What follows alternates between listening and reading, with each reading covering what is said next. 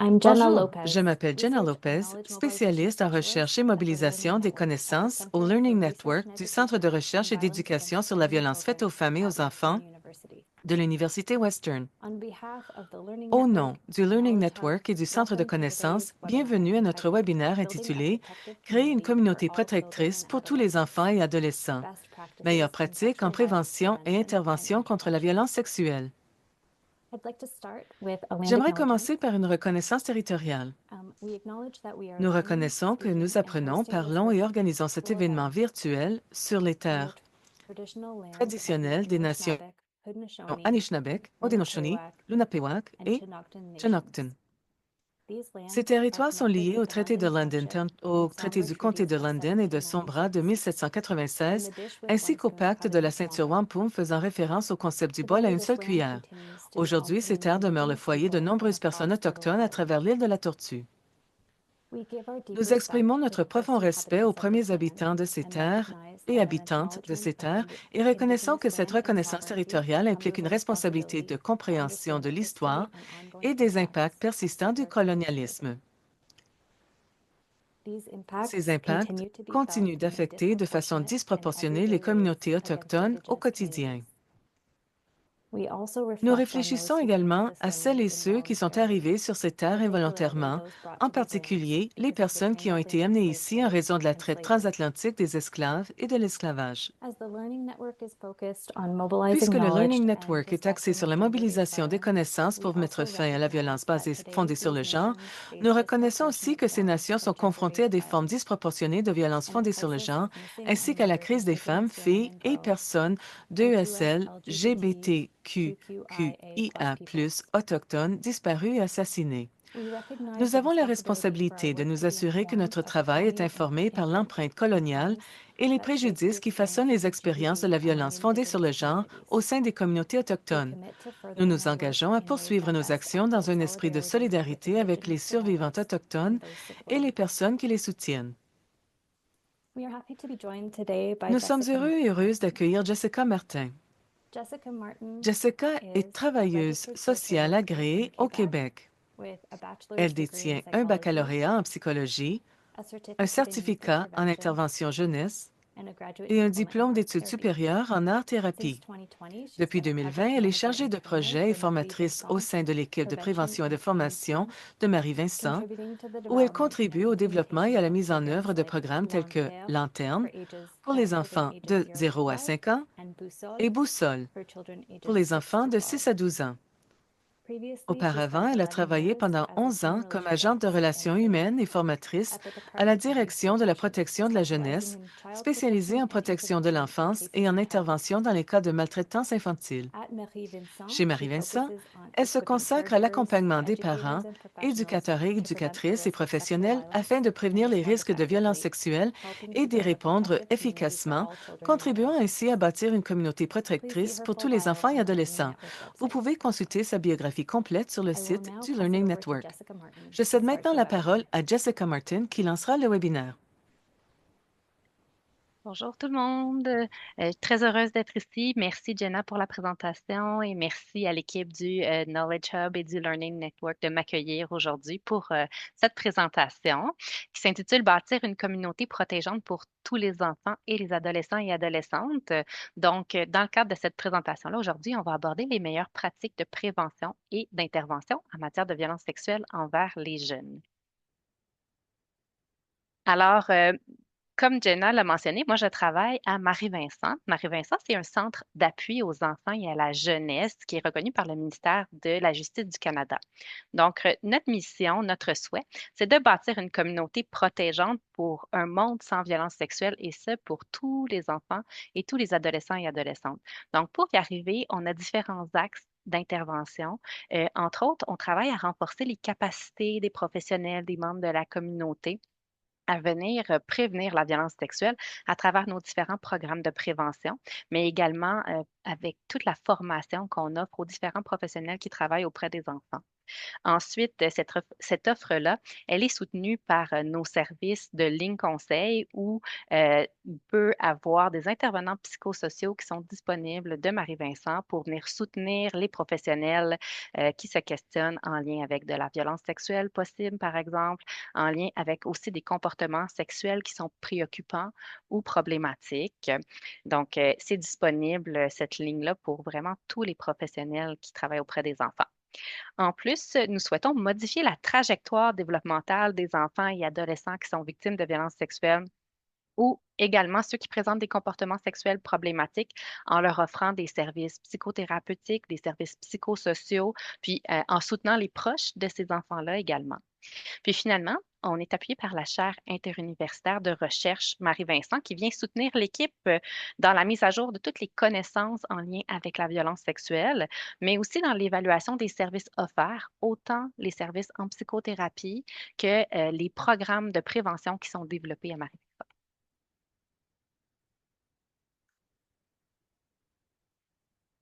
Alors, nos objectifs d'apprentissage aujourd'hui, c'est vraiment une présentation qui se veut une sensibilisation puis une vulgarisation de certains concepts en lien avec la violence sexuelle. Donc, on va aller vraiment s'attarder à mieux comprendre la problématique de la violence sexuelle envers les enfants et envers les adolescents et adolescentes, puis l'importance de la prévention par l'éducation à la sexualité puis la promotion des relations saines et égalitaires. On va s'attarder aussi aux conséquences de la violence sexuelle à l'enfance.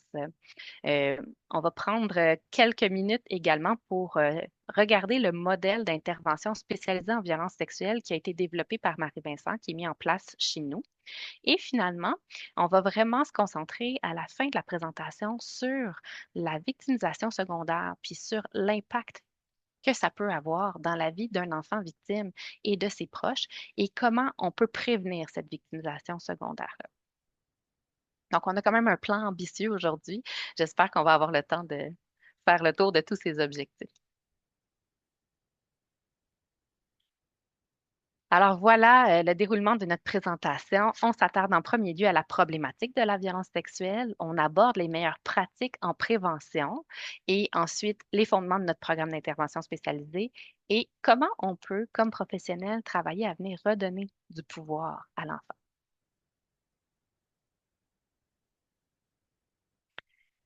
Pour parler de violence sexuelle, c'est nécessaire en premier lieu de s'entendre sur une définition commune de ce que ça signifie violence sexuelle. Parce que cette définition-là, elle est variable en fonction du pays, en fonction de l'époque même. Pensons par exemple au fait que c'est seulement en 1983 que la loi sur les infractions sexuelles a reconnu le viol conjugal, hein. Donc, selon l'époque, la définition est différente. Alors, à Marie-Vincent, on utilise la définition du gouvernement du Québec, qui est encore la définition utilisée aujourd'hui là, par le gouvernement. Ça fait plusieurs années que c'est celle-ci. Et donc, c'est un geste à caractère sexuel avec ou sans contact physique commis par un individu sans le consentement de la personne visée ou, dans certains cas, notamment dans celui des enfants, par une manipulation affective ou par du chantage. Et il y a quelques éléments clés dans ce premier paragraphe-là. Le premier élément, c'est avec ou sans contact physique. Parce que quand on pense violence sexuelle, agression sexuelle, souvent on pense à des violences avec contact. Alors qu'il y a de nombreuses formes de violence sexuelle, comme par exemple la cyberviolence sexuelle, qui implique absolument aucun contact physique. Et donc, ça influence la façon dont on fait la prévention de cette violence-là également, parce que souvent, particulièrement avec les enfants plus jeunes, on a tendance à dire des choses comme fais attention, si quelqu'un tente de te toucher, viens m'en parler tout de suite. Mais ce n'est pas seulement ce type de violence-là qui existe. Il y a plusieurs gestes qui sont compris dans la violence sexuelle et qui ne nécessitent pas nécessairement de contact physique. Donc, c'est important cette notion-là. Deuxième notion sur laquelle j'attire votre attention, c'est par le fait de la manipulation affective ou par du chantage. Il faut garder en tête que déjà, légalement, l'âge de consentement au Canada, il est à 16 ans. Entre 12 ans et 16 ans, il y a certaines exceptions qui vont permettre un consentement selon l'âge de l'enfant, mais en bas de 12 ans, le consentement, ça n'existe pas. Alors, dans notre définition, quand on vient on vient pointer manipulation affective, chantage. Ce qu'on veut dire, c'est qu'il y a des stratégies qui sont mises en place par la personne qui agresse pour simuler un consentement, pour faire croire à l'enfant qu'il est participatif, alors que, dans le fond, c'est du chantage, c'est de la manipulation qui est utilisée. Ensuite, la deuxième portion de définition nous dit que c'est un acte qui vise à assujettir une autre personne à ses propres désirs par un abus de pouvoir, par l'utilisation de la force ou de la contrainte, ou sous la menace implicite ou explicite. Quand on fait référence à une menace implicite, on peut penser par exemple à tout ce qui est plus du chantage émotif. Ça va aller mal si tu m'écoutes pas, si tu en parles, on pourra plus jamais se voir, je vais avoir de la peine. Mais quand on parle de la menace explicite, là, on est plus dans la menace qui est directe, la menace qui est franche, comme par exemple de menacer de blesser l'enfant s'il n'accepte pas de participer ou encore menacer avec une arme. Donc, différents types de menaces. Et on comprendra que souvent dans la situation des enfants, on est beaucoup plus dans la menace implicite.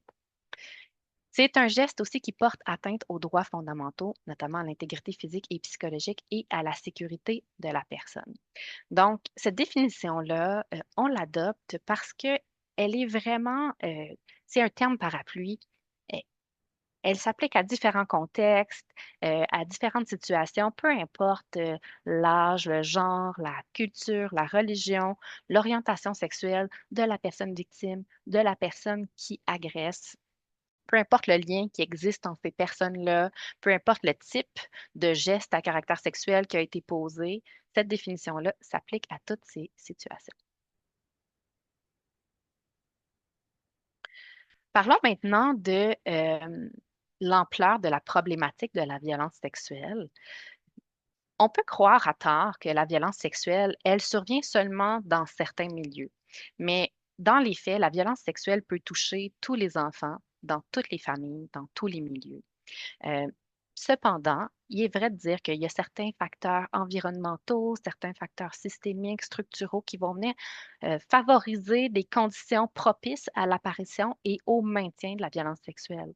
Pensons par exemple à des communautés qui sont marginalisées, où il y a un manque d'accès, par exemple, aux services de garde, à des services de jeunesse de qualité, où il y a un manque de ressources et où il va y avoir de l'isolement social, par exemple. Ce qu'on sait également, c'est que les filles, les enfants qui travaillent, les jeunes qui sont issus de la diversité sexuelle et de la pluralité des genres, les enfants qui sont placés en famille d'accueil et aussi les enfants qui ont des handicaps, puis également les enfants qui sont marginalisés vont être plus à risque de subir de la violence sexuelle au courant de leur enfance. Lorsqu'on compare différentes études, là, on arrive à environ une moyenne québécoise d'une fille sur 5 et d'un garçon sur 10 qui va être victime avant l'âge de 18 ans. Puis c'est un pourcentage qui, malheureusement, est sous-estimé. On estime que ce pourcentage-là, il représente environ 10% de la réalité. Puis quand on regarde l'image sur cette diapositive, c'est exactement ce qu'on voit. On voit toutes les situations de violence sexuelle qui ont été déclarées aux autorités, qui ont été prises en compte, mais toutes celles qui n'ont pas été dévoilées, toutes celles qu'on a voulu cacher, par exemple, ou toutes celles qui ont été vécues par des enfants qui n'ont pas les mots pour pouvoir dévoiler, pour pouvoir être entendus, on ne les voit pas. Ils sont sous l'eau.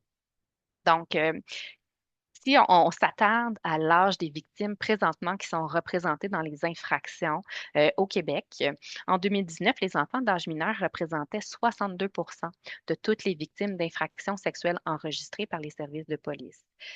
Donc, on parle de 5 636 infractions déclarées. Et quand on regarde la prévalence au niveau du genre, mais 77 des enfants victimes étaient de genre féminin. On entend très, très peu parler de violences sexuelles envers les enfants, envers les adolescents et adolescentes. C'est encore un sujet qui est très tabou. Puis c'est un sujet qui est très minimisé également. Souvent, on va minimiser la sévérité de ces gestes-là. Pourtant, chez Marie-Vincent, nous, on compile, on regarde les profils des enfants qui se présentent chez nous. Et entre 2006 et 2021, on a récolté des données auprès de 463 enfants de 6 à 12 ans. Et ce qu'on voyait comme sévérité au niveau des gestes, c'est qu'il y avait pénétration ou tentative de pénétration chez 63,8 de nos enfants. des touchés sous les vêtements chez 29,4 de nos enfants et sur les vêtements, ça représentait 6,8. Donc, on voit que la sévérité des gestes et la nature de ceux-ci c'est assez important, c'est très sévère. Euh, il y a certaines infractions aussi qui ont connu une évolution au courant des dernières années. Au Canada, il y a certaines infractions sexuelles rapportées par la police qui ont connu une augmentation marquée. C'est le cas notamment de tout ce qui est pornographie juvénile, tout ce qui est leurre d'enfants au moyen d'un ordinateur, puis publication aussi non consensuelle d'images intimes. Donc, les données là, sur les tendances de ces crimes-là déclarés à la police révèlent vraiment une hausse importante. Si on regarde les affaires de pornographie juvénile, donc on réfère à l'accès, la possession, la production puis la distribution de pornographie juvénile, on a entre 2016 et 2020 connu une hausse de 75 des déclarations, ce qui est très, très important. Au niveau du leurre d'enfant au moyen d'un ordinateur, entre 2016 et 2020, on a connu une hausse de 57. Puis, pour ce qui est du partage d'images intimes de façon non consensuelle, on a aussi une hausse importante qui a été constatée. Puis, vous savez que c'est quand même très récent que dans le Code criminel canadien, il s'agit d'une infraction sexuelle, le partage d'images non consensuelles. Avant, ça ne l'était pas. Donc, c'est sûr que nos statistiques sont assez récentes au niveau du Canada là, pour ça. Si on s'attarde maintenant au dévoilement de la violence sexuelle, on estime, selon les études, qu'environ une agression sexuelle sur 20 seulement serait dévoilée. Donc, on parle de 5 à 6 des violences sexuelles qui seraient déclarées à la police à chaque année. Ce qui fait en sorte que, encore une fois, nos données policières, on le sait que c'est un nombre vraiment très peu représentatif de la réalité. Puis, si on revient sur les statistiques de prévalence que je vous ai apportées par rapport à une fille sur 5, un garçon sur 10, on voit une différence au niveau du genre. Mais ce qu'on a tendance à penser, c'est que statistiquement, ça doit se ressembler plus le portrait, mais le dévoilement est particulièrement difficile pour les garçons. Euh, la violence sexuelle chez les garçons, elle est sous-signalée parce que les symptômes sont parfois moins clairs. Ils vont être extériorisés parfois sous forme de comportement plutôt que sous forme de dévoilement. Les garçons étant socialisés encore beaucoup aujourd'hui pour ne pas laisser paraître leurs émotions, hein. Et donc, dévoiler est souvent aussi associé à être vulnérable, se montrer faible, être une victime. Encore aujourd'hui, dans la société, est perçu comme étant quelque chose qui était en lien avec la faiblesse. Donc, pour les garçons, c'est particulièrement difficile de dévoiler. Il y a aussi beaucoup de préjugés en lien avec l'homosexualité qui sont encore véhiculés, qui vont freiner le dévoilement et la crainte d'être perçus également comme des potentiels futurs agresseurs, ce qui va aussi freiner le dévoilement. Donc, si on prend exemple sur une étude québécoise récente sur le dévoilement de la violence sexuelle subie à l'enfance, qui venait faire une lumière sur le fait qu'il y avait peu de dévoilement chez les hommes comparativement aux femmes, les participants à cette étude-là, on avait une proportion de 16 des participantes qui n'avaient jamais dévoilé la violence sexuelle subie avant de participer à cette étude-là. Et quand on regardait chez les hommes, on passait à un pourcentage de 30. Donc, on voit vraiment une bonne différence au niveau des dévoilements. Euh, la violence sexuelle, souvent chez les enfants, ne vient pas seule. Souvent, la jeune ou le jeune va subir plus d'une forme de mauvais traitement au cours de son enfance. Et parfois, mais ces mauvais traitements-là vont arriver même en même temps. Ce qu'on peut voir selon une étude québécoise qui date quand même de 2006, mais dont les faits sont quand même assez troublants, on avait 19 des personnes participant à cette étude-là qui rapportaient avoir été victimes de violences sexuelles durant l'enfance, mais également de violences physiques et 14 de violences psychologiques. Ce qu'on voit chez nos jeunes, également suivis en protection de la jeunesse au Québec, c'est que beaucoup d'entre eux vont vivre différentes formes de maltraitance de façon concomitante. Alors, ici, dans une étude de CIR en 2012, pardon, on avait 54 de nos jeunes suivis par la protection de la jeunesse qui rapportaient avoir vécu au moins 4 formes de maltraitance, ce qui est énorme. Ce qu'on sait dans ce contexte-là de polyvictimisation, c'est que parfois la violence sexuelle va être vécue par l'enfant comme étant la moins pire des formes de violence.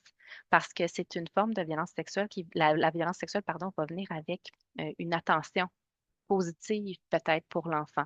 Prenons un exemple, un enfant qui subit de la négligence, qui est laissé à lui-même la plupart du temps, qu'il y a des parents qui consomment, qui sont très peu présents, qui doit se faire à manger seul, qui euh, manque de l'école parce qu'il n'y a pas personne pour faire son suivi scolaire. Donc, très isolé, négligé et parfois témoin, par exemple, de violences conjugales entre ses parents. Et là, ben, il y a un oncle qui voit une fois par mois. Une fois par mois, cet oncle-là vient chez lui, l'amène manger à son restaurant préféré, lui paye une séance au cinéma avec un popcorn.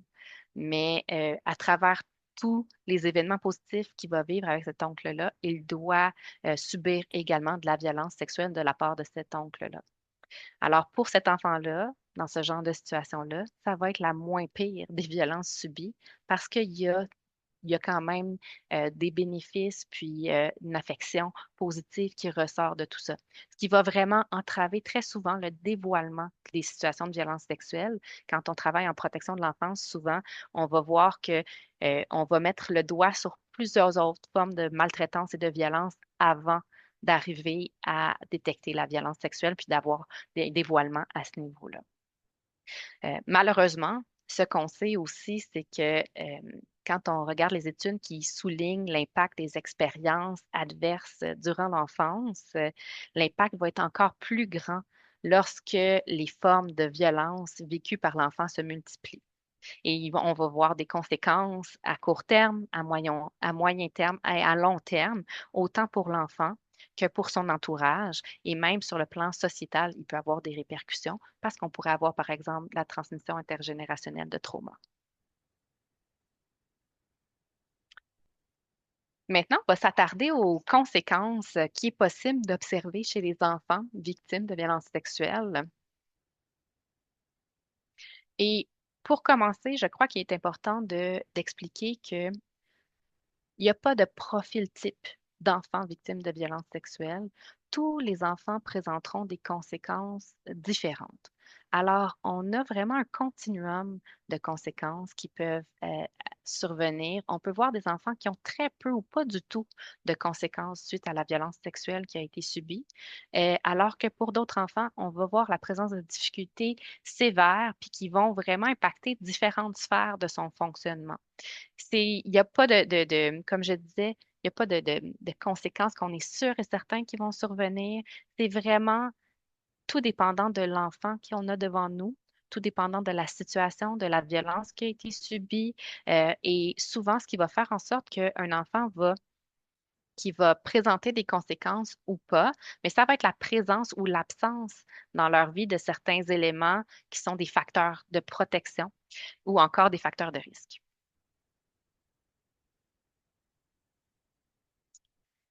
On ne peut pas parler de conséquences subies par les enfants sans parler de résilience. Alors, à quoi on fait référence ici? C'est que l'absence de symptômes chez certains enfants pourrait s'expliquer par de la résilience. Alors, la résilience, qu'est-ce que c'est? C'est la faculté à rebondir, à vaincre certaines situations traumatiques. C'est la capacité pour un individu à faire face à une situation difficile qui est génératrice de stress ou à un contexte d'adversité importante, hein. On connaît le concept de résilience introduit par Boris Cyrulnik comme étant l'art de naviguer à travers les torrents. Puis je trouve que c'est très représentatif quand il est question de violence sexuelle envers les enfants et les ados. C'est vraiment ça qu'on voit. Puis, il y a une recension de la littérature intéressante qui date de 2015 qui rapportait que chez les enfants et les adolescents, on va voir un portrait de résilience de 10% à 53% des enfants qui ont subi de la violence sexuelle qui seraient considérés comme étant résilients. Par contre, il faut dire que quand on regarde les différentes études, parfois on n'a pas la même définition de ce qu'est la résilience. Est-ce qu'on parle de résilience dans un seul domaine, dans une seule sphère ou encore dans plusieurs sphères? Puis aussi, il faut dire que quand il est question de résilience, souvent nos échantillonnages sont réservés beaucoup aux genres féminins. Donc, c'est quand même, il faut prendre ces études-là avec une certaine pincette, mais quand même intéressant de voir qu'on a un assez grand écart entre le 10% et le 53% au niveau de la résilience. Disons aussi que dans la plupart des études, généralement, la résilience va être définie par l'absence d'un niveau clinique de difficultés psychologiques et de difficultés d'adaptation, ce qui ne signifie pas qu'ils ne sont pas présents, mais c'est vraiment le niveau clinique qui est parlant ici. Donc, environ un tiers des enfants et adolescents et adolescentes victimes de violences sexuelles seraient asymptomatiques. Puis comment on peut expliquer l'absence de symptômes chez les enfants victimes de violences sexuelles? Mais comme on le disait, l'usage de stratégies d'adaptation efficaces, de nombreuses ressources internes et externes, c'est ce qu'on associe à la résilience.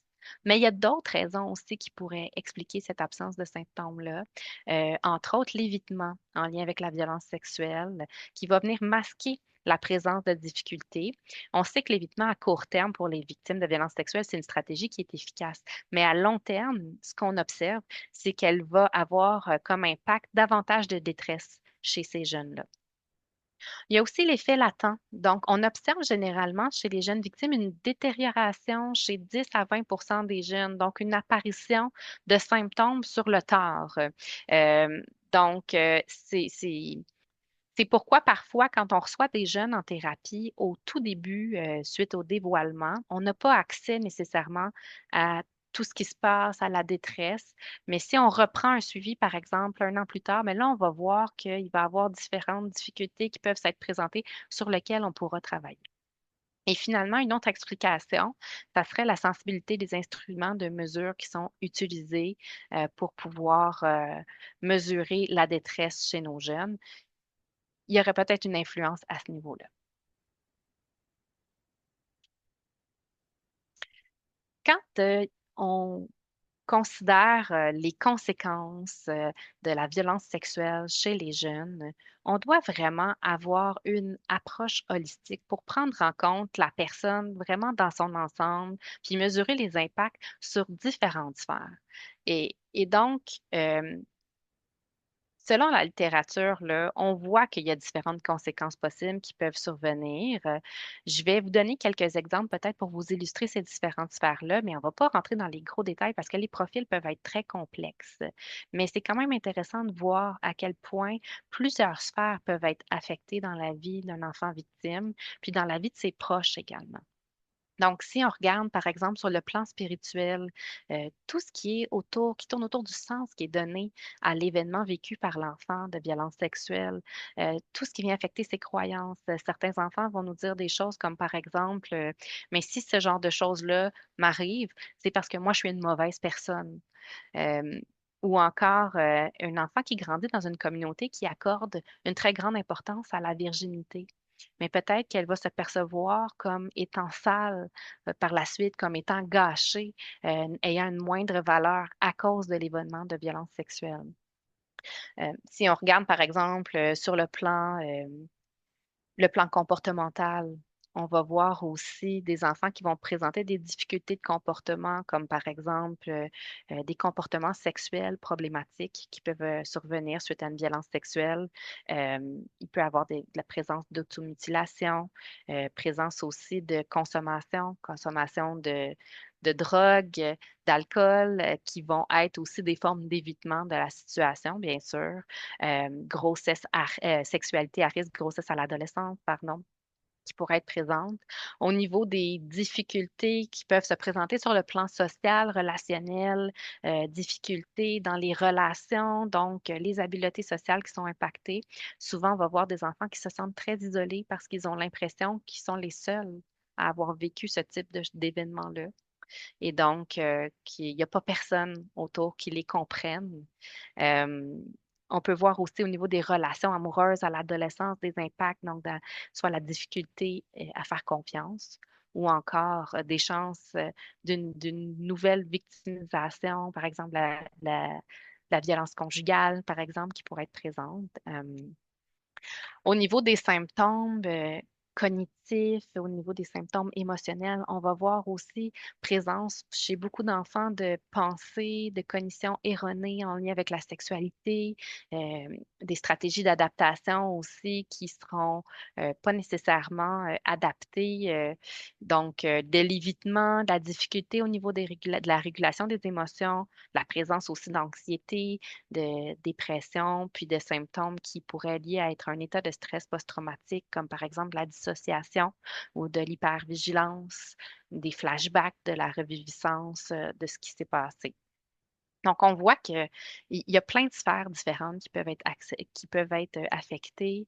Est-ce que c'est exhaustif? Je vous dirais non, parce que chaque enfant a son propre profil, puis chaque enfant a sa propre histoire. Donc, l'important, c'est vraiment prendre le temps de, de regarder l'enfant qui est devant nous dans sa globalité, puis d'aller voir, évaluer qu'est-ce qui est affecté en lien avec la violence sexuelle qui a été vécue.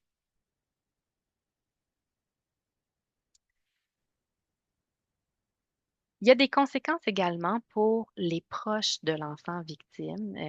Le dévoilement de violences sexuelles de la part d'un enfant, c'est comme une bombe qui explose au sein d'une famille. Puis ça, particulièrement quand la violence sexuelle, elle est commise au sein de la fratrie ou encore que c'est de la violence sexuelle intrafamiliale.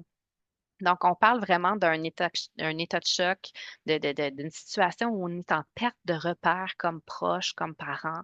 On est vraiment dans une sensation de surréalisme. Tu sais, je suis dans un cauchemar, ça peut pas se passer, ça peut pas arriver sous mon toit, par exemple. Donc, beaucoup d'incompréhension. Puis, ce qui fait que nos proches tombent en mode survie la plupart du temps.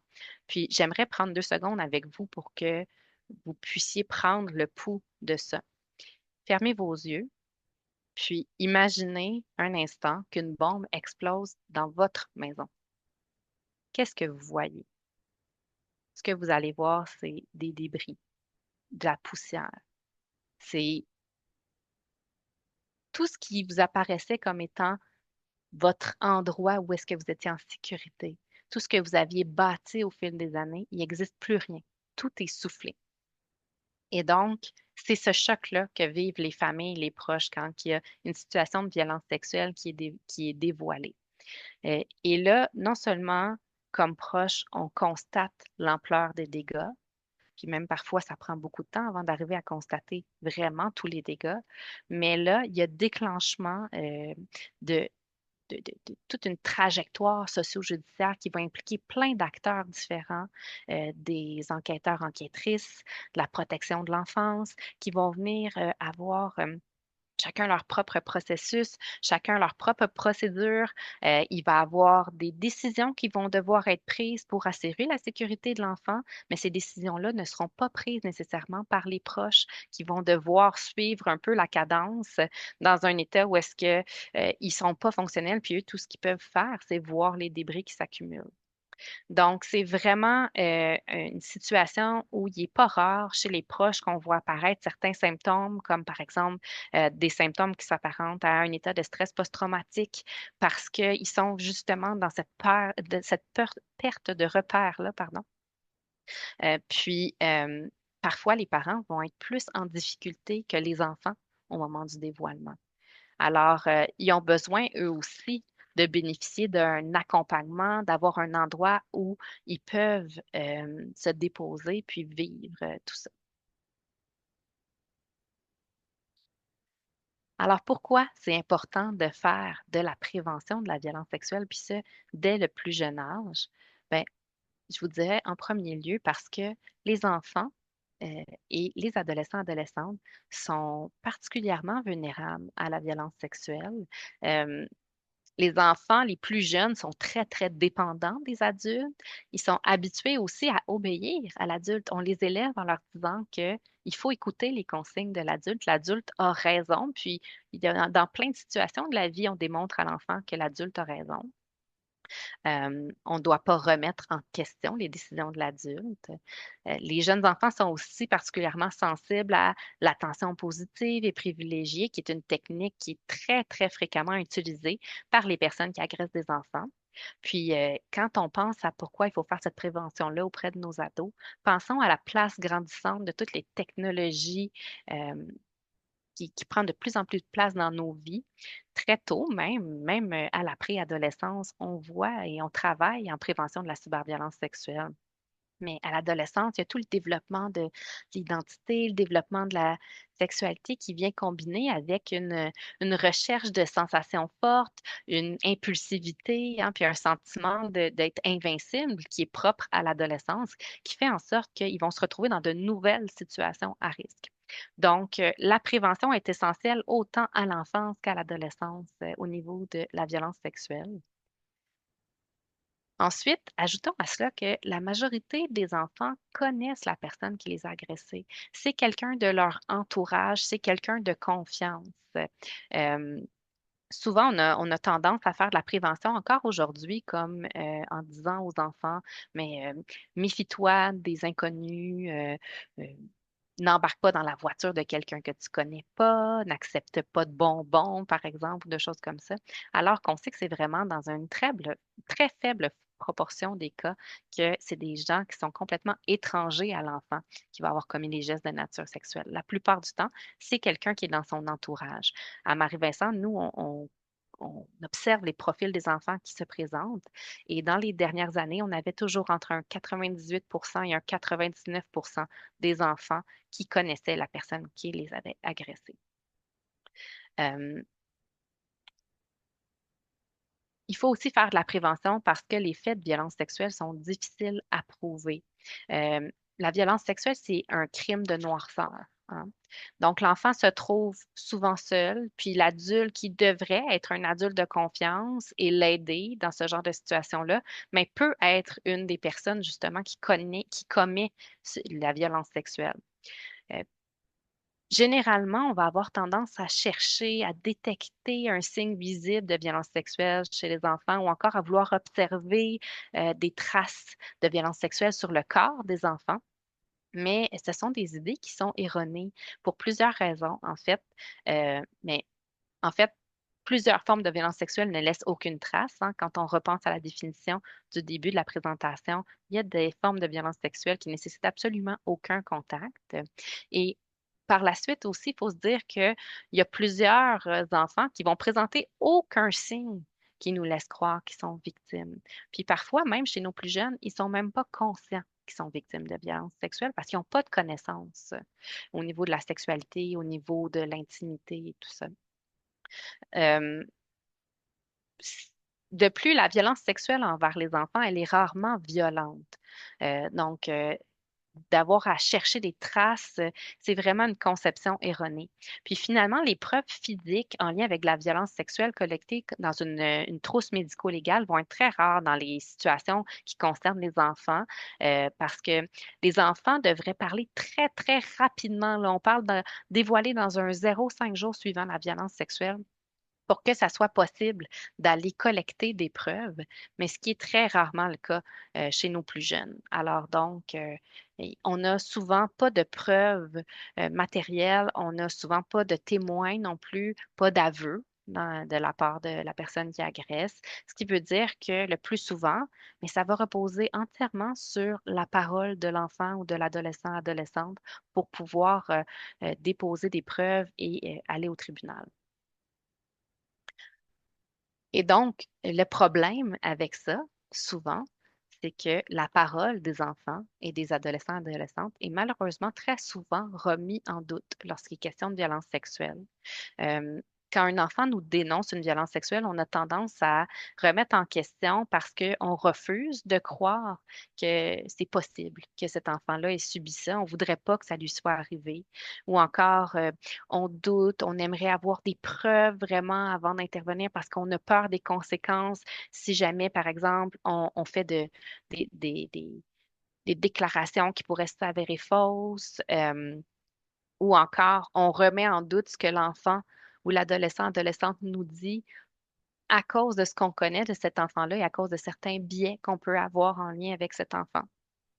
Donc, aujourd'hui, c'est à ma présentation, là, moi, ce que je vous invite à faire quand un enfant vient vers vous pour vous parler d'une situation de violence sexuelle, c'est de toujours vous poser la question «et si c'était vrai?»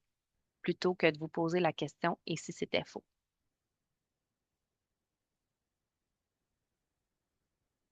On va aborder maintenant les meilleures pratiques en prévention de la violence sexuelle. Et donc, je commence par vous parler de la façon dont on développe, nous, à Marie-Vincent, nos programmes de prévention de la violence sexuelle. Le département de prévention, il est assez jeune. Il a débuté en 2016 avec le programme Lanterne. Je vais vous présenter un petit peu un survol des différents programmes qu'on a là, dans les prochaines diapositives. Mais sachez que depuis ce temps, on construit tous nos programmes de la même manière. Alors, on commence toujours par une étape d'analyse des besoins sur le terrain et une recension de la littérature. Donc, d'un côté, on va ressortir tout ce qui est les meilleures pratiques en prévention qui ont déjà été évaluées, qui ont été prouvées efficaces.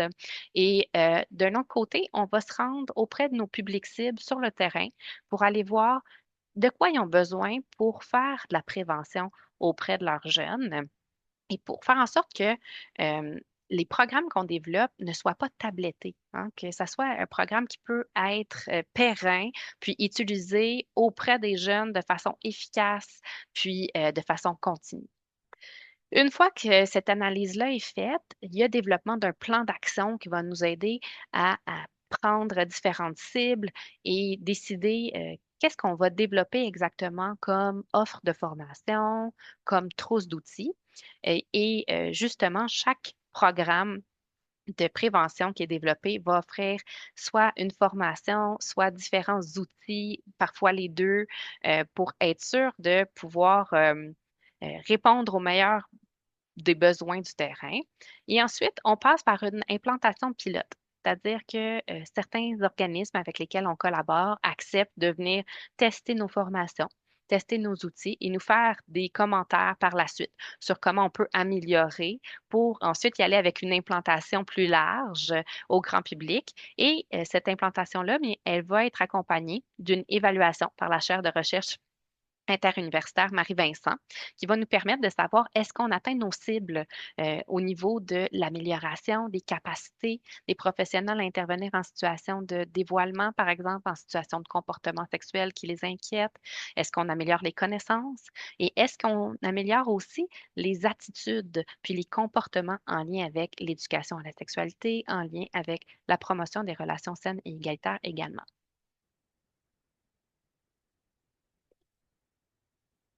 Et nos deux piliers dans nos programmes sont toujours l'éducation à la sexualité et la promotion des relations saines et égalitaires. Dans tous nos projets, ils sont essentiels pour venir développer une prévention efficace à court, à moyen et long terme auprès des enfants. Donc, on vise une éducation à la sexualité globale puis progressive, c'est-à-dire une éducation à la sexualité qui, à travers laquelle les enfants vont avoir accès à des contenus qui sont adaptés à leur âge et adaptés aussi à leur niveau de développement psychosexuel et qui vont venir faire la promotion d'une sexualité qui est saine, qui est inclusive, qui est positive.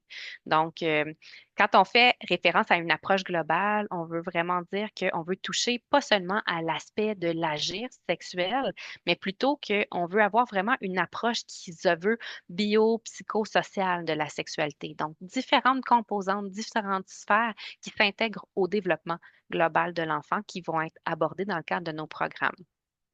On doit également inclure l'aspect des relations saines et égalitaires parce que c'est démontré que la violence sexuelle, mais c'est une violence qui est basée sur le genre. Donc, les actions de prévention doivent miser sur la déconstruction des mythes puis des stéréotypes de genre, sur l'apprentissage d'habiletés relationnelles qui sont saines et sur le développement des connaissances, des attitudes puis des compétences puis des valeurs d'égalité. C'est vraiment ce qu'on vise. Donc, quand on fait la promotion de relations égalitaires, on va non seulement contribuer à diminuer les risques de violences sexuelles subies et perpétrées, mais aussi ceux liés à la violence conjugale, au harcèlement, à l'intimidation. On utilise l'approche écosystémique pour pouvoir bâtir nos projets. Donc, on va vraiment venir mettre l'enfant au centre de différents systèmes qui vont s'inter-influencer.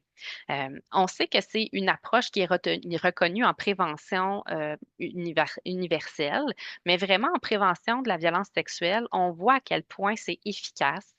C'est recommandé que les programmes de prévention de la violence sexuelle qui s'adressent aux enfants soient vraiment faits dans une perspective globale, puis que les adultes de confiance qui gravitent autour de ces enfants-là soient directement rejoints par ces programmes-là. Parce que, en fait, on ne peut pas faire en sorte que la responsabilité soit seulement sur l'épaule des enfants de se protéger. Ça serait vraiment utopique de penser que l'enfant peut avoir en main tous les outils puis doit se protéger seul. La responsabilité, elle incombe également aux adultes qui l'entourent, à sa famille, mais plus largement aussi à la communauté puis à la société.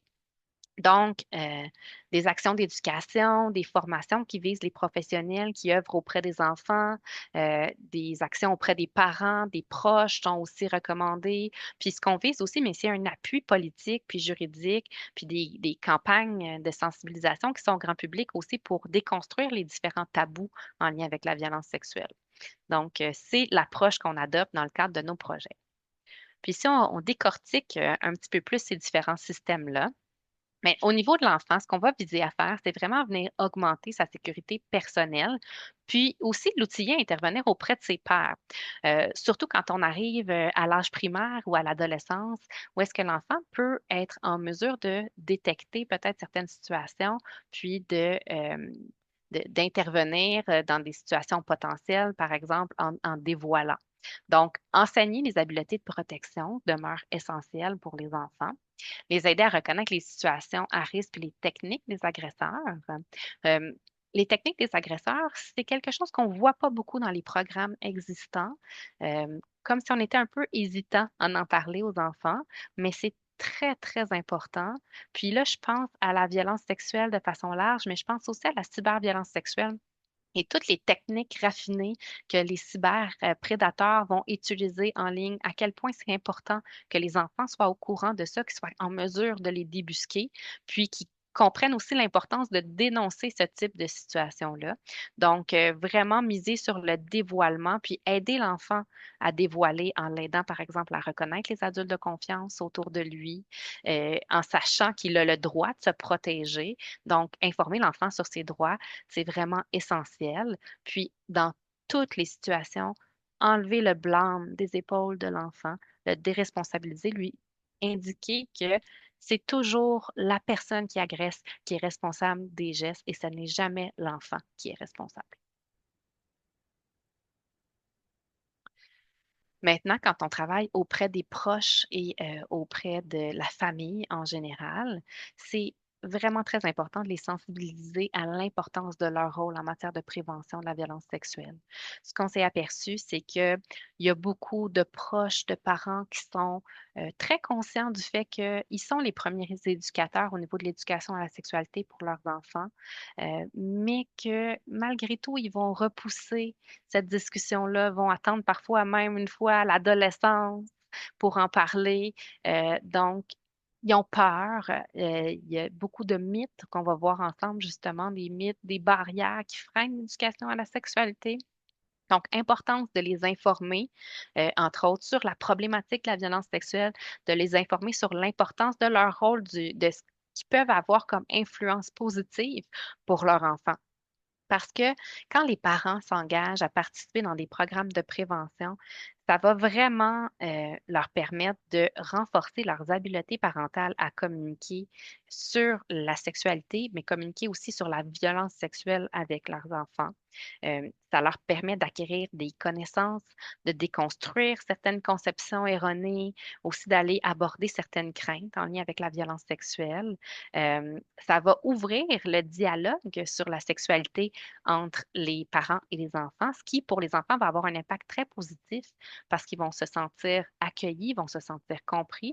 Puis aussi, bien, ça va influencer leur comportement sexuel parce qu'ils vont avoir l'occasion de mettre en pratique davantage, par exemple, les habiletés de protection qui vont avoir été apprises dans le cadre des programmes de prévention. Et donc, plus en mesure d'assurer leur propre sécurité, mais aussi vont être plus à l'aise de poser leurs questions et donc les comportements sexuels, une fois rendus à l'adolescence qu'on pourra observer, mais seront plus éclairés parce qu'ils auront trouvé des bonnes réponses à leurs questions. Donc, on voit que autant pour les enfants que pour les parents, il y a des bénéfices quand les parents, quand les proches s'engagent dans un programme de prévention de la violence sexuelle.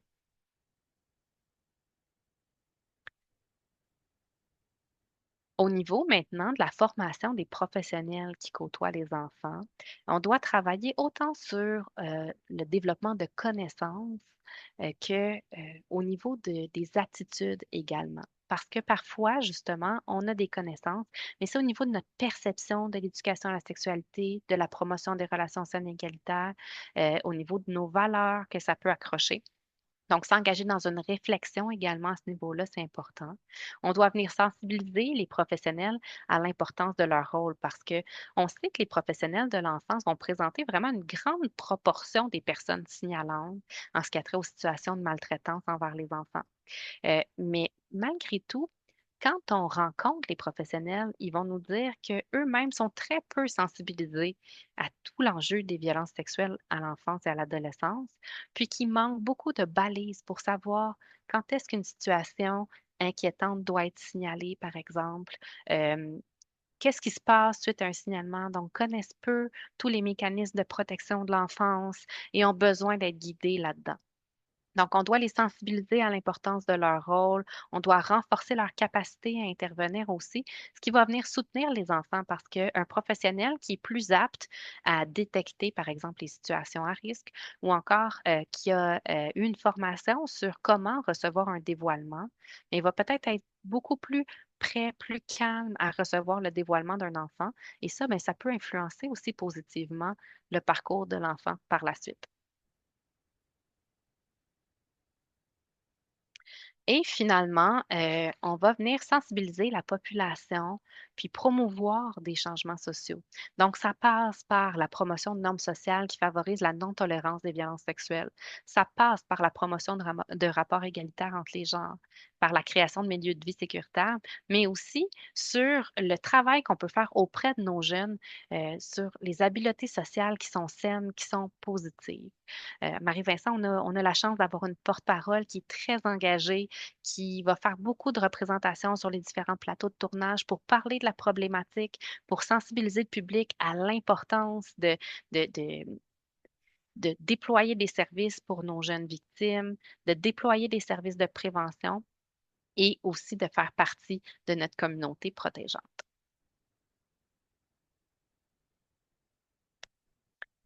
Je vous disais qu'encore aujourd'hui, il existe de nombreuses croyances erronées, puis des mythes qui nous empêchent encore de faire de l'éducation à la sexualité. Puis l'un de ces mythes les plus répandus, là, c'est ça va briser leur innocence, ça va leur donner des idées. Si on commence trop tôt, hein, les jeunes enfants vont se mettre à avoir une tonne de comportements sexuels, par exemple. Et ça l'inquiète beaucoup d'adultes en lien avec l'éducation à la sexualité. On s'est heurté beaucoup à ça quand on a créé notre programme de prévention long terme qui s'adresse aux 0,5 ans, entre autres. Et donc, nous, ce qu'on répond généralement à ça, c'est que ce qu'on veut briser, c'est pas leur innocence, c'est plutôt leur ignorance. Ce qu'on veut, c'est leur donner des outils pour détecter des situations potentielles de violence sexuelle puis être en mesure de se protéger dans ce type de situation-là, être en mesure aussi d'être plus entendus par les adultes de leur entourage quand ils vont dévoiler que leurs paroles soient mieux prises en considération. Et donc, ce qu'on voit, c'est que des enfants qui vont avoir accès à une éducation à la sexualité tôt, une éducation à la sexualité qui est saine, qui est positive, qui est globale, qui concerne toutes les sphères de leur développement, puis qui est adaptée à leur développement psychosexuel, bien, entre autres, il va y avoir au contraire une diminution des comportements sexuels observables parce que ça l'apaise leur curiosité, parce qu'ils voient que C'est pas un sujet qui est tabou parce que j'ai le droit de poser des questions sur la sexualité au même titre, par exemple, que je vais poser des questions sur d'autres parties du corps ou sur la vie en général. Puis même chez les adolescents, il y a certaines études qui nous démontrent que les enfants qui ont reçu une éducation à la sexualité complète étant jeunes vont retarder l'âge de leur première relation sexuelle parce qu'ils ont en main tous les outils pour prendre leurs décisions au moment venu.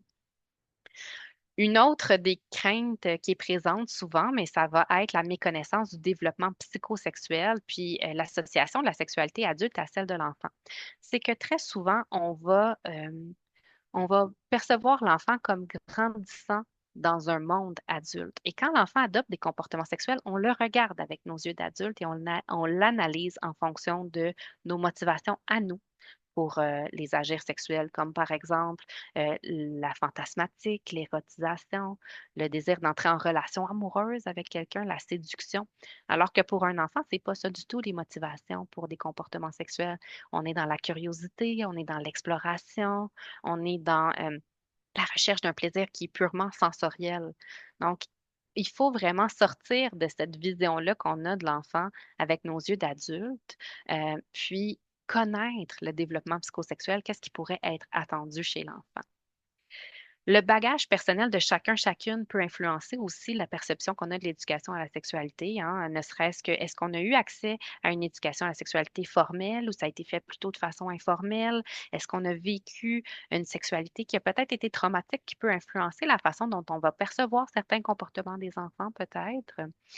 Donc, ça aussi, ça l'influence. Et finalement, il existe chez la plupart des adultes une contradiction entre le désir de protéger un enfant puis l'action d'éduquer. On n'est pas capable de faire le pont entre les deux. On ne veut pas que les enfants soient exposés à, par exemple, Internet, à des sources d'informations qui sont peu fiables pour leur donner des informations, mais on n'ose pas d'en donner nous-mêmes parce qu'on ne sait pas jusqu'où on peut aller et parce qu'on ne pense pas que ça peut les protéger, alors que dans la réalité, c'est le cas. Puis, il existe de nombreux avantages de faire l'éducation à la sexualité pour nos jeunes, donc une meilleure connaissance de leurs droits, entre autres, euh, le développement de relations saines, que ce soit de relations sociales, mais plus tard aussi de relations sexuelles. Donc, on va observer, par exemple, chez les jeunes qui ont eu accès à une éducation à la sexualité globale, saine et positive, euh, plus de recherche de consentement, par exemple, plus de connaissance de qu'est-ce qui constitue une relation saine avec quelqu'un d'autre. Au niveau de la sexualité, on va voir chez nos adolescents la diminution de comportements sexuels à risque, une utilisation accrue de la contraception. Donc, c'est toutes des situations très, très positives, des bons avantages, ça, pour nos jeunes.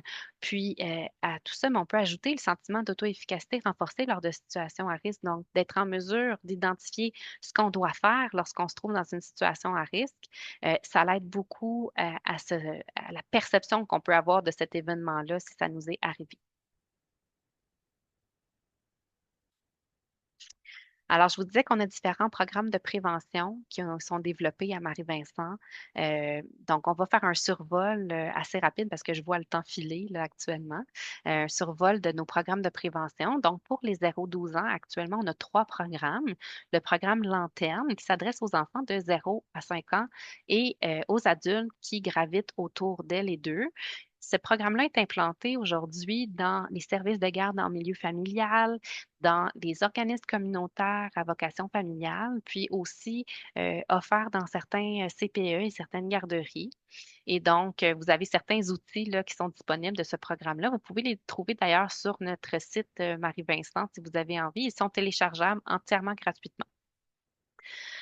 On a le programme Boussole qui s'adresse aux enfants de 6 à 12 ans et aux adultes et intervenants qui travaillent dans les organismes communautaires, mais également dans le loisir et dans le monde des camps. Donc, camps de jour et camps de vacances qui vont venir faire de la prévention de la violence sexuelle, toujours basée sur nos 2 piliers, éducation à la sexualité et promotion des relations saines et égalitaires. Et on a le projet Voix qui s'adresse aux enfants de 4 à 12 ans qui présentent un besoin de soutien particulier. Et donc, vous devez savoir que ces 3 programmes-là, on travaille en renforcement des capacités des professionnels. Donc, on s'adresse, nous, aux professionnels en formation qui, eux, par la suite, vont savoir comment utiliser nos trousses d'outils pour pouvoir l'implanter dans leur milieu auprès des enfants.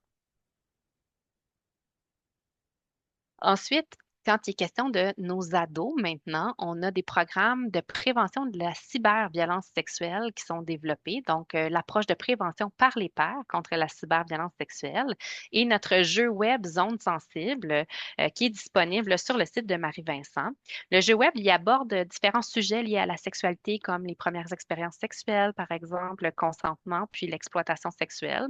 Puis, l'approche de prévention par les pairs, c'est une formation où on forme des adolescents de la deuxième à la cinquième secondaire qui vont venir sensibiliser leurs pairs en lien avec la prévention de la cyberviolence sexuelle.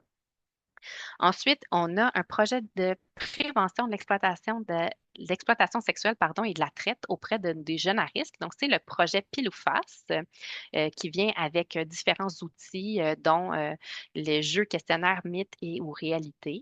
Et on a aussi une trousse d'intervention en situation d'exploitation sexuelle. L'année dernière, là, on a distribué 300 trousses dans les différents milieux pour l'intervention en situation d'exploitation sexuelle.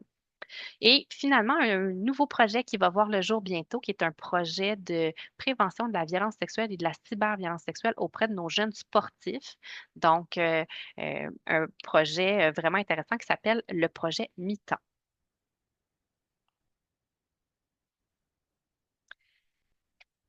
Je vous présente également les fondements de notre programme d'intervention maintenant spécialisé en violence sexuelle. Donc, une fois que l'enfant a été victime, qui a été dévoilé, qui a été référé chez nous, vous avez ici un portrait très, très global de la trajectoire de service que l'enfant peut vivre lorsqu'il est référé à Marie-Vincent. Euh, Sachez qu'on va voir les enfants de 0 à 17 ans, Marie-Vincent. Pour les enfants qui sont âgés de moins de 14 ans, qui ont été victimes de violences sexuelles, la violence sexuelle doit avoir été signalée et fondée par la DPJ, donc la Direction de la protection de la jeunesse, ou la police. Mais ce n'est pas le cas pour nos adolescents et adolescentes de 14 ans et plus. Elle doit avoir été signalée, mais ce n'est pas nécessaire qu'elle ait été fondée. C'est la différence entre nos enfants et nos ados.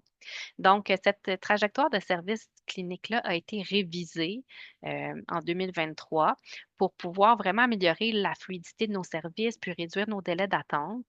Donc, on est passé, avant d'implanter cette trajectoire de service-là, on avait 24 mois d'attente. On est actuellement à un peu moins de 16 mois d'attente pour pouvoir avoir accès à nos services, ce qui est encore trop, mais qui est quand même une belle réduction, une belle réussite pour nos services cliniques. Et on vise un objectif final de 6 mois d'attente au niveau des services. Puis, si on détaille justement cette trajectoire-là, mais quand je vous ai dit tantôt que la violence sexuelle, c'était une bombe qui explose dans une famille, on offre d'ailleurs un service de soutien aux proches au moment où il y a le dévoilement, parce qu'on est très, très conscient et consciente que les proches sont des victimes collatérales de cette violence sexuelle-là. Et un peu comme les consignes sont données lors d'un vol d'avion où on va demander aux proches de mettre leur propre masque à oxygène avant de mettre celui de leur enfant pour être présent pour leur enfant puis être en mesure d'assurer leur sécurité par la suite. Mais c'est ce qu'on va vouloir que les proches fassent ici. On va vouloir qu'ils soient pris en charge, puis qu'il y ait cet espace-là pour pouvoir peut-être être accompagnés, qu'on réponde à leurs questions pour pouvoir ventiler également, puis être soutenus afin de vraiment venir favoriser le mieux-être des enfants parce qu'on sait que le soutien des proches a une importance capitale dans tout le reste du parcours de l'enfant par la suite. Donc, il va avoir aussi disponibilité d'une intervention immédiate, comme je le disais, auprès des proches. C'est autant pour les proches d'enfants que d'adolescents qui ont été victimes de violences sexuelles. Bientôt, il y aura aussi un service pour les proches d'enfants qui présentent des comportements sexuels problématiques. Et le service d'intervention immédiate est aussi disponible pour les adolescents et adolescentes au besoin qui vont le demander. Donc, à ce moment-là, mais on est vraiment dans le soutien, donner des informations concernant les services médicaux, les services psychosociaux, les services judiciaires. On va adresser les émotions en lien avec la situation de violence sexuelle. On va essayer d'accompagner le proche dans la compréhension de son rôle actuellement, de prendre soin de lui également. Puis par la suite, ce qu'on va faire, c'est qu'on va passer à une évaluation des besoins de l'enfant. Et à ce moment-là, ce qu'on va venir documenter, mais c'est l'état de l'enfant ou de l'adolescent, l'adolescente dans les différentes sphères de sa vie. Et on va venir évaluer ses difficultés, puis les conséquences aussi à sa situation de violence sexuelle. Donc, on veut vraiment venir identifier les besoins en termes de soutien psychosocial, de psychothérapie ou encore de référence, là. Donc, les modalités d'évaluation, ça va être autant des entrevues cliniques qui vont être semi-dirigées auprès de l'enfant, auprès des proches également, que la passation de questionnaires qui sont plus standardisés avec une assistante de recherche de la chaire interuniversitaire Marie-Vincent. Il va aussi avoir la consultation de documentation pertinente, comme par exemple des rapports de services policiers, des rapports de la Direction de la protection de la jeunesse, des rapports médicaux, puis des entrevues avec différents professionnels, là, si c'est nécessaire, qui gravitent déjà auprès de cet enfant-là, pour pouvoir voir, mais c'est quoi notre priorisation au niveau de quand est-ce qu'on devrait offrir des services, puis quel type de service on doit offrir. Donc, il y a l'intervention psychosociale qui est disponible. L'intervention psychosociale qui va vraiment être basée sur une approche cognitivo-comportementale qui va viser à répondre aux besoins de l'enfant ou l'adolescent qui vont avoir été identifiés au moment de l'évaluation. Puis, dans le cadre de cette intervention-là, ce qu'on va vraiment venir développer avec l'enfant, c'est toutes les habiletés d'identification, d'expression et de gestion des émotions. On va travailler aussi au niveau des stratégies d'adaptation cognitive, donc comprendre le lien entre les pensées, entre les émotions, puis entre les comportements, pour venir ensuite identifier si on a des pensées nuisibles ou erronées en lien avec la violence sexuelle, en lien avec la sexualité en général, en lien avec les comportements sexuels problématiques, si c'est le cas. On va viser l'acquisition de connaissances en matière de violence sexuelle pour l'enfant ou l'adolescent. Puis, on va faire beaucoup d'éducation à la sexualité dans ces rencontres-là. Puis, on va travailler au niveau des habiletés aussi d'affirmation, puis de protection de soi, puis au niveau de l'estime de soi également à travers tout ça. Puis, c'est sûr que à travers l'intervention psychosociale, on va toujours favoriser l'implication du proche qui est non agresseur, qui est soutenant, pour reprendre ces différents apprentissages-là aussi une fois à la maison. Dans la psychothérapie individuelle, on va avoir quand même les mêmes objectifs que ceux que je viens de vous mentionner dans l'approche psychosociale, mais en plus, on va aller travailler à l'exposition graduée aux souvenirs reliés au trauma. Donc, c'est pourquoi qu'au niveau de la psychothérapie individuelle, mais on va avoir nos thérapeutes, nos psychothérapeutes qui vont être présents, qui sont soit psychologues, soit sexologues qui vont accompagner l'enfant. Il va aussi avoir toute la portion d'apaisement des symptômes du trouble de stress post-traumatique en lien avec la violence sexuelle qui va être travaillé au niveau de la violence sexuelle. Quand il est question de la psychothérapie pour les enfants qui ont des comportements sexuels problématiques, mais ça va vraiment viser à venir identifier la présence de comportements sexuels, les besoins auxquels répondent ces comportements sexuels problématiques-là, puis identifier les facteurs déclencheurs puis les facteurs de maintien. On a également une offre de psychothérapie de groupe qui est disponible à Marie-Vincent selon les besoins de la clientèle qui se présente. Alors, à ce moment-là, on a un duo de cliniciennes et d'intervenantes psychosociales qui vont offrir ce parcours-là. Tout dépend toujours de qui sont les clients qui viennent à Marie-Vincent et quels sont les besoins identifiés pour chacun de ces clients-là à ce moment-là pour savoir s'il y a un groupe ou pas qui débute. Lors de la fin du suivi à Marie-Vincent, une fois qu'un enfant a été vu chez nous, il y a toujours la possibilité de revenir chercher des services par la suite. C'est très important pour nous que la porte demeure ouverte pour cet enfant-là. Puis la fin de son parcours est très, très important parce que c'est une étape charnière pour cet enfant-là, pour cet adolescent-là. Alors, il y a toujours remise d'un élément significatif. Vous voyez peut-être dans notre logo de Marie-Vincent qu'il y a un petit ourson. Cet ourson-là s'appelle Marvin. Et quand l'enfant termine sa thérapie à Marie-Vincent, il repart avec un ourson Marvin à la maison. Il va même pouvoir lui choisir des vêtements qui ont été tricotés par des bénévoles pour pouvoir l'habiller. Donc, chez nos plus jeunes, c'est très populaire. Dans les fins de thérapie de groupe, on peut avoir des événements comme une envolée de ballons collectifs pour souligner le parcours des enfants. Donc, toujours très important pour nos thérapeutes de venir souligner tout le chemin qui a été parcouru par l'enfant puis par ses proches là, à travers la thérapie. Alors, on a différentes citations d'enfants ici que je trouvais très, très parlantes. Ce sont des enfants qui ont participé à l'évaluation des services thérapeutiques offerts à Marie-Vincent.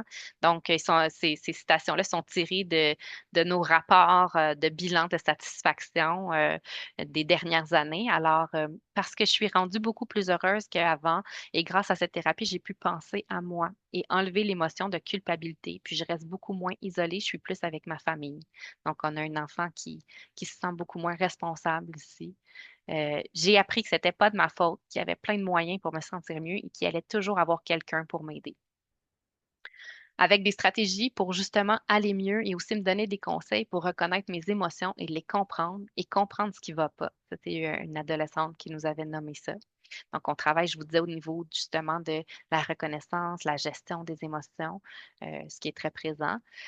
Puis une autre adolescente qui nous dit la thérapie m'a aidé à prendre du recul sur les situations, essayer de les voir d'une autre façon et aussi réfléchir avant de parler.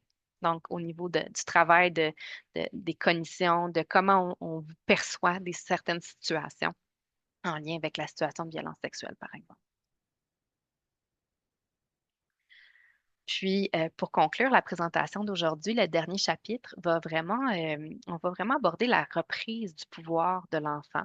En fait, comment on peut faire en sorte que pour l'enfant, la situation de violence sexuelle ne soit pas une définition de qui elle ou il est, mais plutôt perçue comme une épreuve sur son parcours, mais c'est en travaillant à la reprise de pouvoir de l'enfant.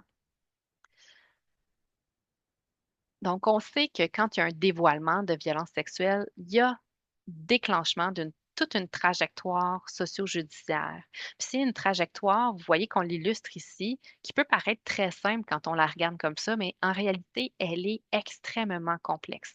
Elle n'est pas linéaire, sa durée, elle est impossible à prévoir. Puis au fil de cette trajectoire-là, l'enfant puis son proche va rencontrer une multitude de professionnels différents dont les mandats vont différer, dont chaque service a ses propres délais, ses propres procédures. Puis vous voyez sur cette illustration-là, les petites bulles dans les coins avec les trois petits points, mais c'est tous des moments où l'enfant peut être amené à raconter à nouveau son histoire, à se répéter. Et qui dit se répéter dit possibilité de victimisation secondaire.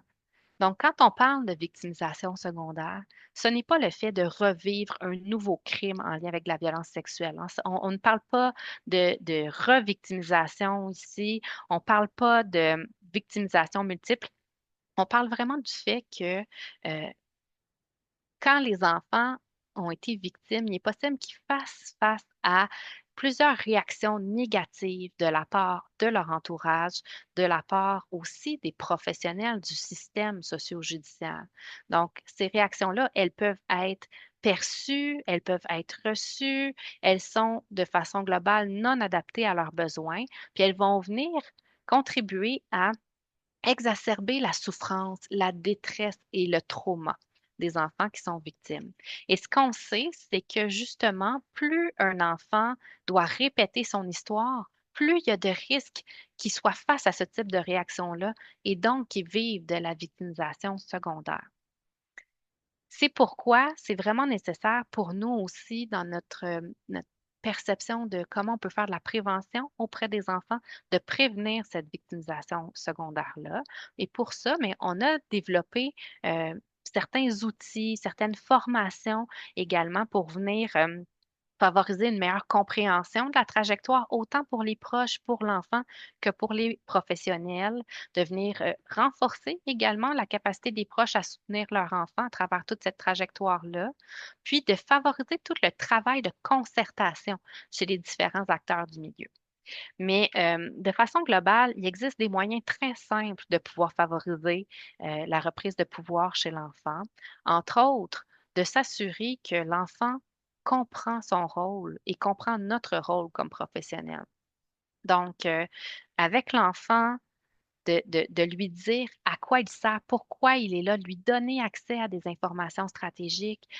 Par exemple, ne serait-ce que d'expliquer à l'enfant que quand on se rencontre en entrevue non suggestive avec l'enquêteur, son rôle à lui, ben, c'est d'aider l'enquêteur, l'enquêtrice à comprendre ce qui s'est passé.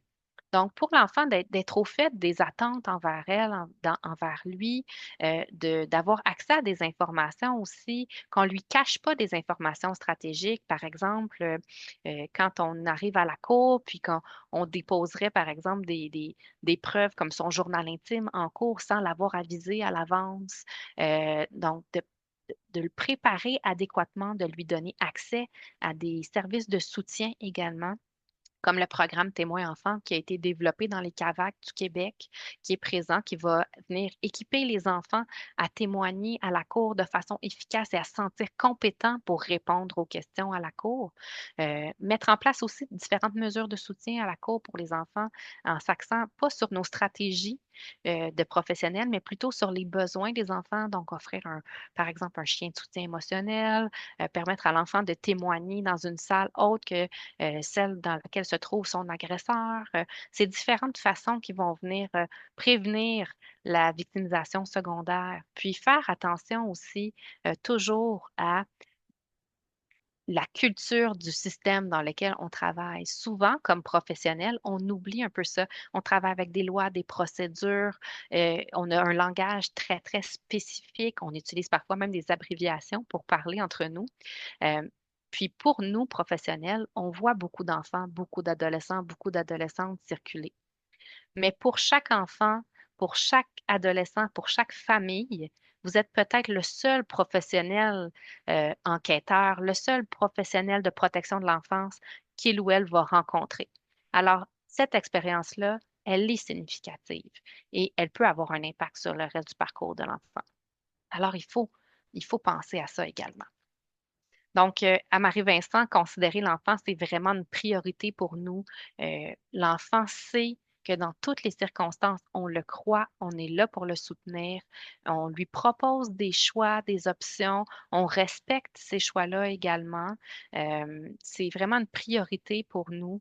Puis, à travers toute la trajectoire socio-judiciaire, il y a plein d'occasions de pouvoir le faire. J'ai en tête un exemple récent où un juge, par exemple, a pris le temps d'expliquer à un enfant suite au fait qu'il avait reconnu son agresseur non coupable. Euh, il a expliqué à l'enfant l'enfant, il croyait son témoignage, mais qu'en droit, il existe la notion du doute raisonnable, puis qu'à cause des lois, il n'a pas pu acquitter, il n'a pas pu accuser, reconnaître coupable l'accusé. Mais il croit quand même l'enfant. Et ça, pour l'enfant, ça fait toute une différence. Et à quel point ça peut venir aussi faire une différence d'aller chercher la rétroaction de l'enfant, lui donner la chance de nous parler de comment il a apprécié son expérience avec nous, comment il pense qu'on pourrait améliorer ce qu'on offre comme service également. C'est un autre moyen de lui redonner du pouvoir. Et finalement, en lien avec toute cette expérience de de venir minimiser les chances de victimisation secondaire chez l'enfant, moi, j'ai envie que vous vous souveniez aujourd'hui que pour un enfant, la justice distributrice de, de l'issue du procès, de si la personne est reconnue coupable ou elle est acquittée, ça a vraiment une moindre importance par rapport à ce qui est perçu comme étant la justice procédurale. Et ça, c'est le fait pour l'enfant d'avoir été cru, d'avoir senti qu'on l'entendait, qu'il ait la place pour parler, pour donner son opinion, puis qui a été accompagné dans toutes les étapes des processus. Pour ça, c'est vraiment ça qui, pour lui, va lui permettre de vivre une expérience réparatrice à travers tous ces processus-là. Alors voilà, merci de m'avoir laissé déborder un peu de la présentation. J'espère qu'on va avoir assez de temps pour les questions, si questions il y a. Mais pour moi, ça conclut la présentation aujourd'hui. Thank you so much, Jessica, for your important and very, very informative Merci, presentation. Jessica, pour votre présentation si importante et si informative. Il y a beaucoup de questions de la part des participants et participantes. Alors, nous allons passer directement à la séance de questions et réponses. Mon collègue Sabri va se joindre à moi pour vous faire part des questions également. Alors, nous avons reçu une question d'une participante indiquant que d'autres expertes lui disent, d'autres expertes lui indiquent qu'il y a des problèmes de divulgation auprès de la police. La personne n'est pas crue et l'agresseur ne reçoit pas de conséquences. Et le signalement actif nuit davantage sur le plan émotionnel et psychologique à la victime qu'autrement. Alors, c'est quelque chose de troublant et on se demande s'il y a des façons de surmonter cet obstacle. C'est une question complexe. Oui, tout à fait. Merci beaucoup, Jenna, pour cette question et merci à la participante ou le participant qui l'a posée. C'est vrai que parfois, on peut voir que quand la parole de l'enfant n'est pas crue, il peut avoir des impacts pour l'enfant.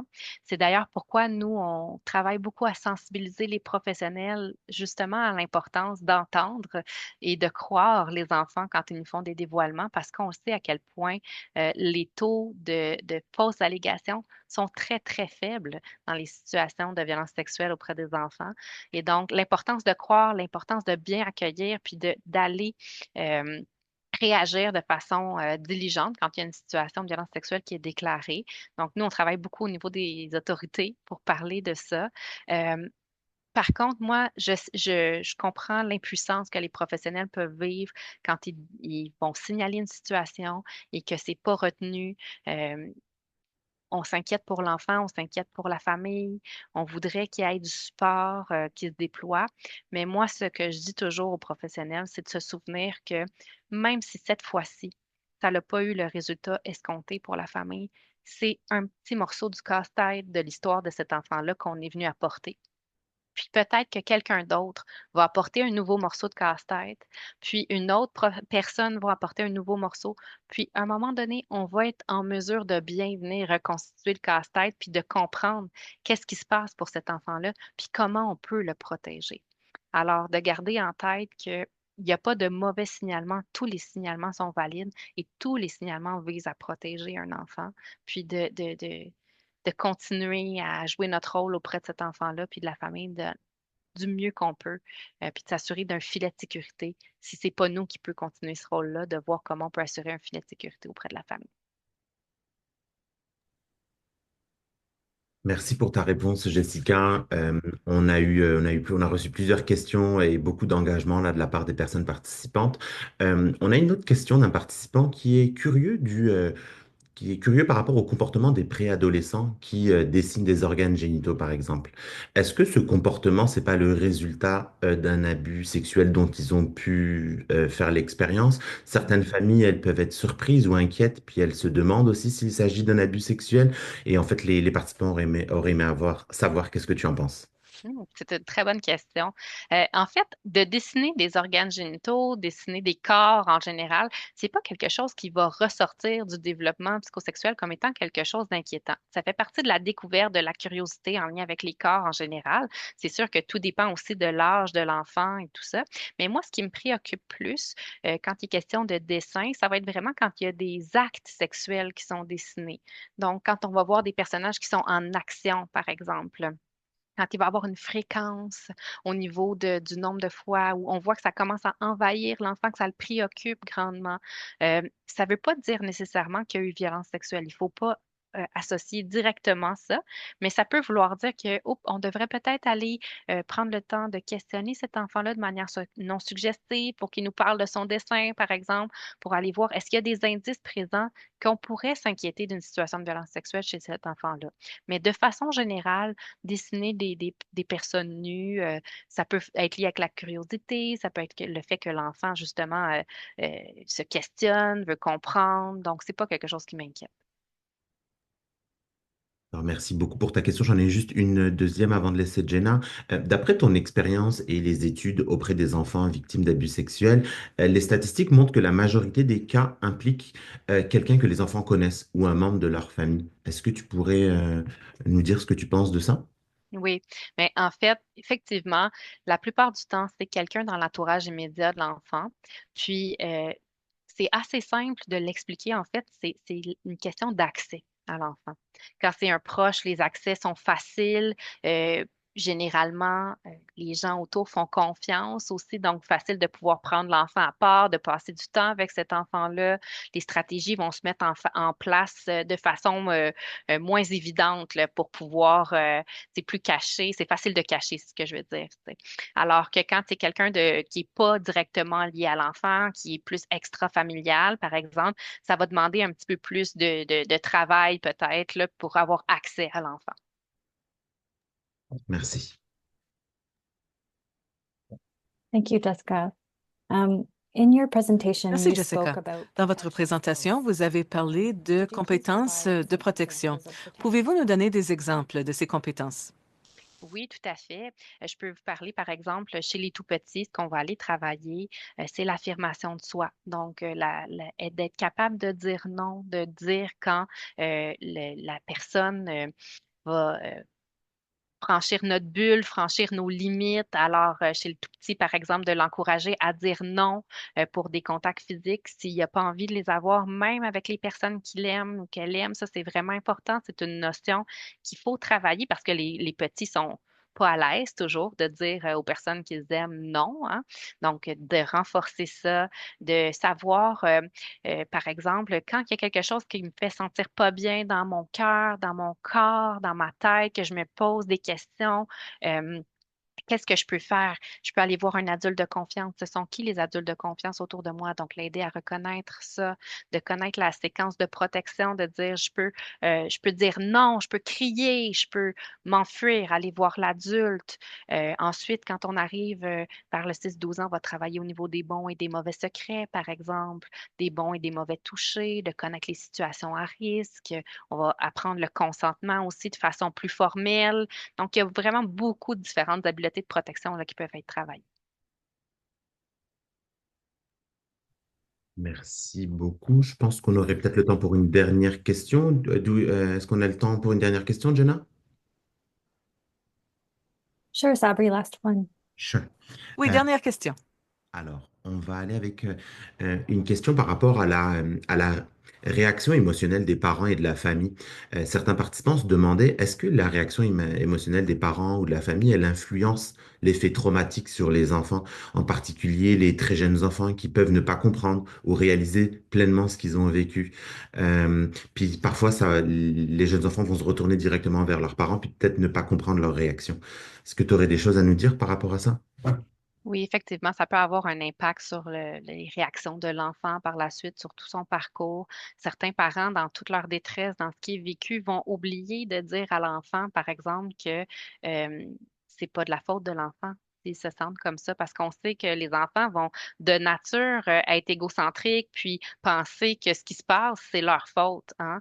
Et donc, dans ce genre de situation-là, automatiquement, si je vois mon parent qui est en détresse, qui pleure, qui va pas bien, je vais penser que c'est à cause de moi, que c'est moi qui a causé cette détresse-là.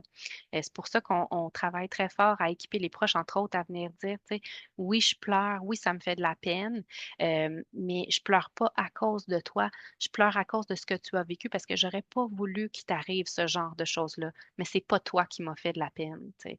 Donc, c'est beaucoup de travail à venir équiper les parents à parler de leurs propres émotions avec leurs enfants là-dedans. Merci beaucoup, Jessica, pour toutes tes réponses. Yeah, thank you so much, Jessica, Oui, alors merci for your Jessica presentation pour today votre and for your présentation time. aujourd'hui et d'avoir I pris le also temps de want nous to say parler thank you aujourd'hui. to all Je vais aussi the others remercier tous who les joined us today. interprètes qui se sont joints Sylvie, à nous. Alors Wendy, merci à Christy, Sylvie, Alex, Wendy, Christy, Alex, Simon, and Jerry. Simon et Jerry. Merci beaucoup, Jenna.